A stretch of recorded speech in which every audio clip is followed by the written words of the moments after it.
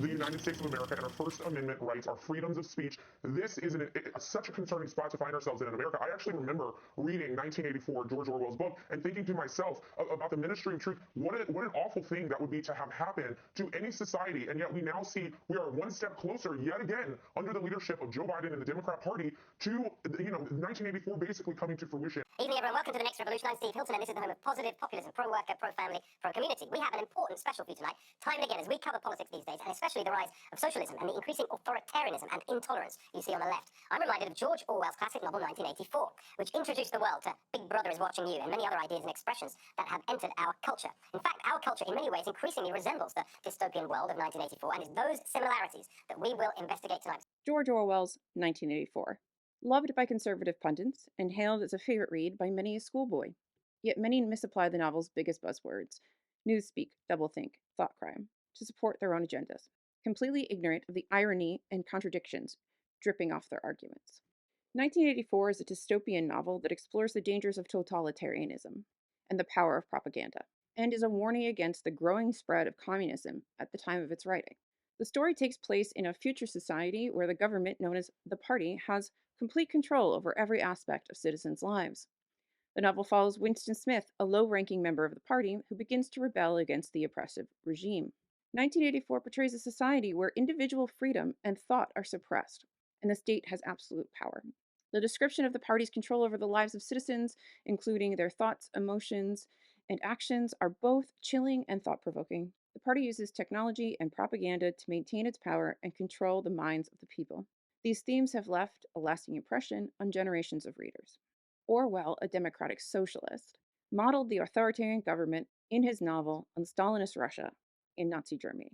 He presents a damning critique of both communism and fascism, but mostly communism. Conservative pundits, particularly in America, often use the novel's buzzwords to support their arguments and rile up their base. But it's important to remember that socialism is not communism. If you need more on how they differ, I'll link a video from the great Richard Wolff in the description. I'm not going to go into more of this here. And one can argue that fascism and communism are two sides of the same coin. Fox News anchors love to use words like doublethink, thought police, and newspeak to criticize leftist policies while missing how their own policies might garner similar criticism. For example, lauding the virtues of free speech and personal liberty, while also pushing for book bans, limiting the personal liberties of women, LGBTQI+, and minority groups, rewriting history to align with conservative or Christian nationalist agendas. If it's only oppression and Orwellian when we're talking about the left, what do we call it when it's the right? 1984 is political satire that presents a dystopian future, which could exist if a government is given too much power over the people. But it also provides a glimpse into the harsh realities of living in Stalinist Russia. Surveillance, social control, food rationing, media control, party propaganda, and how these things work together to create a bleak, freedomless existence behind the Iron Curtain. Regimes like the Party in 1984 have the power to crush individualism. Our protagonist, Winston Smith, starts the book with thoughts of rebellion, taking his journal to the only corner of the room where he can't be seen by the government so he can finally have space to think freely. He becomes deeply critical of the party over the course of the novel. He sees the flaws in their policies and longs to rebel and change things, living in constant fear of the government finding him out. Ultimately, he isn't powerful enough to overcome the oppressive control of the party. Officials break Winston's spirit as they take back control of his mind, and once again, Winston becomes another cog in the party's machine. 1984 isn't championing capitalism.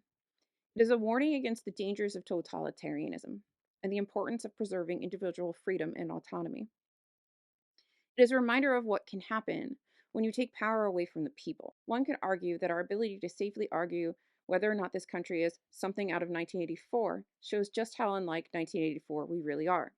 No one is heading to room 101 just yet.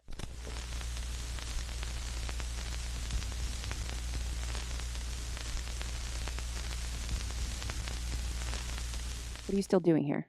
Go read, peasants! You're such a lit bro. Like, I like how the joke was, ha ha ha. Now you're like, no, I just am.